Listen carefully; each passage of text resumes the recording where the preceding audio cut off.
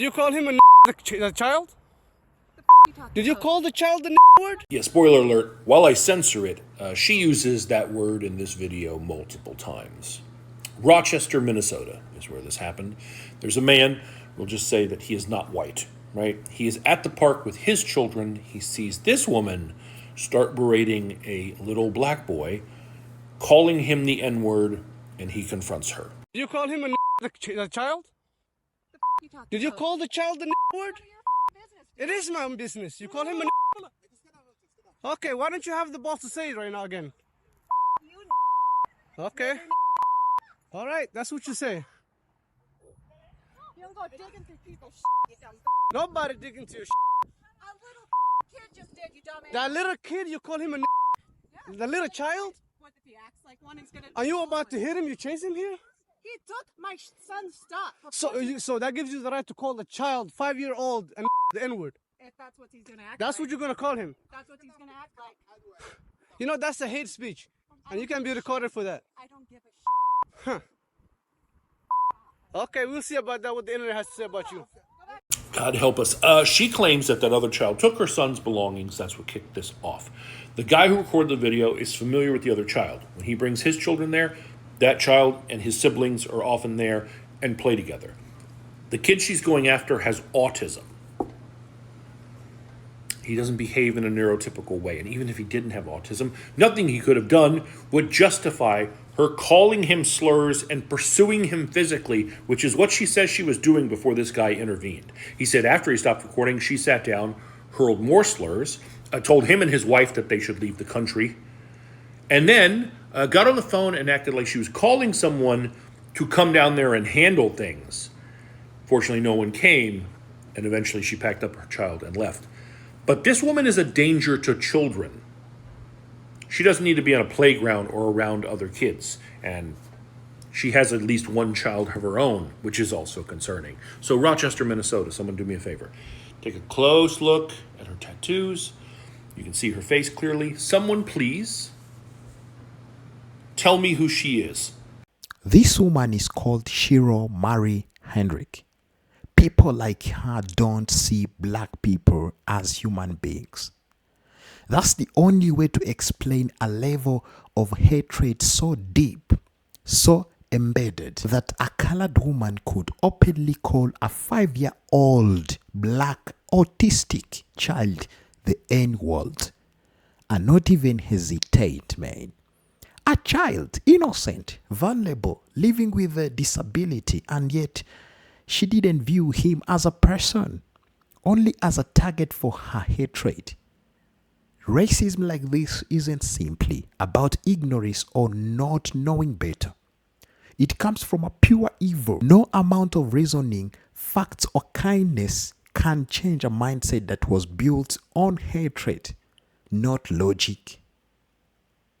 You can stay quiet. You can follow every rule. You can be a 5-year-old just trying to play or survive and still be hated, still be dehumanized, still be called a word that carries hundreds of years of violence and oppression. Shilor Hendricks. Shilor Hendricks, what the? As a fellow Minnesotan, and I might have a shirt on right now that says be a good human, I am not Minnesota nice.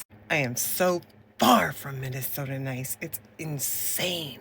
And maybe that's because I lived in Los Angeles for a majority of my life. And maybe it's just because I think Minnesota nice is just a bunch of hypocrisy and bullshit. Oh, let's talk, I'll spit to your face and stab you behind the back. Oh no, that's not me.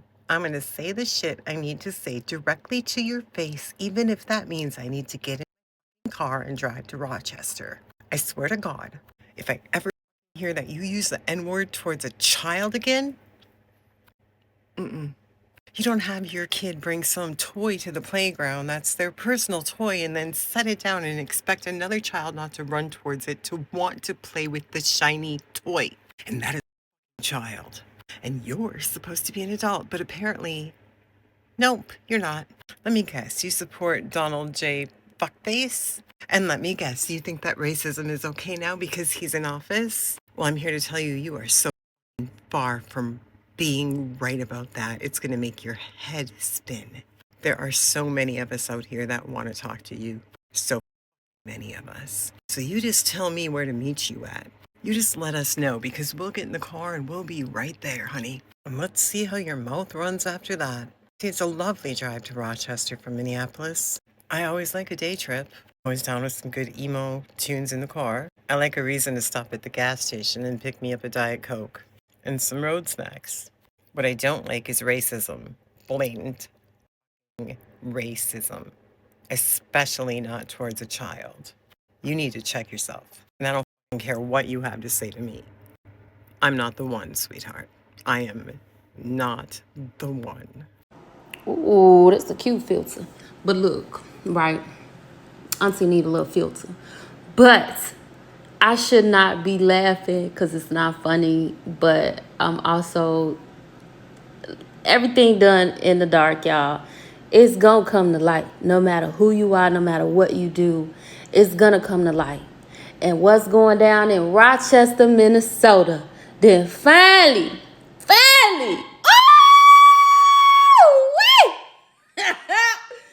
y'all done made the map, baby, for being the racist county. Baby, look, there's a video on my page. Just scroll down. I'm looking crazy. I was going through the worst situation of my life with my son. He tried to go to treatment, y'all, and they was denying him the ability to go into treatment. Now, mind you, that's just one situation of 1,000 that I can sit here and go laugh for hours telling y'all about the racism that exists in Rochester, Minnesota. From every corner. I've worked as a community activist for 13 plus years in this community. And I'm going to just start by saying, go look at that video I posted. And the fact that this woman did that to that 5-year-old boy is no surprise. That is normal behavior in Rochester, Minnesota. I'm not going to sit here and say everybody in Rochester is like that, because that's not true. There's some good white folks down in Rochester. I ain't gonna lie. But the bad outweighs the good. I'll just put it like that. And that's why I do what I do in that community, and gonna keep doing what I do in that community for my people, power to the people. But I'm gonna say this. See some, say some, report it, because eventually something gonna get done about it. And if y'all want to hear more stories about Rochester, Minnesota, and the things that has happened within that town as of recently, within the past 2-3 years, let me know. I got the video, I got the footage, and I don't mind putting it out there because it's already been out there. I've been screaming it to the top of my lungs, and all the other skin folk that ain't kin folk within that community sat back and watched and didn't have a thing to say, including that NAACP, baby. I could go on for days. If y'all want to see them videos, tap in. Because Auntie got the tea. Pimpets. Have it came down y'all timeline yet about this white tea lady out of Rochester, Minnesota? Y'all, a little backstory. I have an aunt that lives in Rochester, Minnesota, and this shit happens all the time, and I so wish I was there. So there was a 5-year-old little African-American boy at the park, and apparently he must have did something to one of her kids. Maybe took a toy like a kid does, and she called him the N-word with the hard ER. I do want to know where his parents was at, because, baby, this is why people act a donkey. Like, this shit still goes on today. Anyways, luckily there was a man that was there that was recording and approached her and made her repeat it again. Y'all, she even called him like 4 or 5 N-words with the hard ER. And I don't even think he was African American, but he seemed to be the only person that was sticking up for the little boy. Like, come on now, a 5-year-old little boy. Now, the wild part about this story is, y'all, she wouldn't made her GoFundMe talking about help protect her because she's feeling threatened. You was the one throwing racial slurs and passing and doing threats to a 5-year-old little boy. The fuck? And y'all, she raised $200K on there. Now, I did just see like maybe an hour ago that somebody said that the account was deleted. Like, she deleted her GoFundMe account. But the fact of the matter is that you chose to get on there and make a GoFundMe like you were the one being harassed. Y'all, I'm about to show y'all a picture. I will show y'all the video, but it's the N-word was thrown around too much. Y'all can go look it up and see it, but I'm going to show y'all her picture. Yep, that's her. Make her famous for the right reasons. not the wrong ones, and giving her $200K. I hope GoFundMe took that money back. Or I hope since she deleted, she don't get none. I don't know how that stuff worked, but go look it up, y'all. Hey, y'all have seen this story, right? The Rochester woman who used racial slurs on a 5-year-old child for taking stuff out of her purse or whatever it was. Now, it says here she has raised $100,000 to relocate. The number now is more than $250,000. Some of y'all might not like this, but I'm going to say it anyway. A grown adult who says that to a 5-year-old child deserves all the hate that comes with that, and damn sure not all the money. Most of us have gotten angry with children before, and of all the things you could say, motherfucker, asshole, brat, bitch, whatever you got, and your mind goes straight to the N-word. This wasn't a knee-jerk reaction. This is who she is. And I don't care how mad she gets. The fact that it came out that quickly says everything about who she is. And I have zero sympathy for people like that. These racists keep it up. One of these days they're going to be raising money for medical bills. This Shilor Hendricks did something that frankly I'm still trying to wrap my head around. She called a 5-year-old melanin autistic child the N-word. Let that sink in for a second. A 5-year-old, a child, he's autistic, meaning he's living with a disability. He's more vulnerable, more innocent, more in need of protection, and yet to her, he wasn't a child. He wasn't a human being. He was just a target of hatred. I need us to be very clear here. This isn't just someone who didn't know better. This isn't ignorance. This is not misunderstanding. This is evil. This is what happens when someone's mind has been soaked in hatred for so long.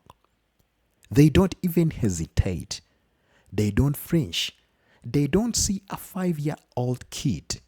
They just see a target to unload their racism on. And that's what's so terrifying. You can be quiet. You can be respectful. You can follow all the rules. You can just be a 5-year-old playing outside, and still people like this will hate you, dehumanize you, call you words that carry centuries of pain, violence, and oppression. Now, I know some people are going to say, oh, it's just words. Don't let it get to you. But let me ask you something.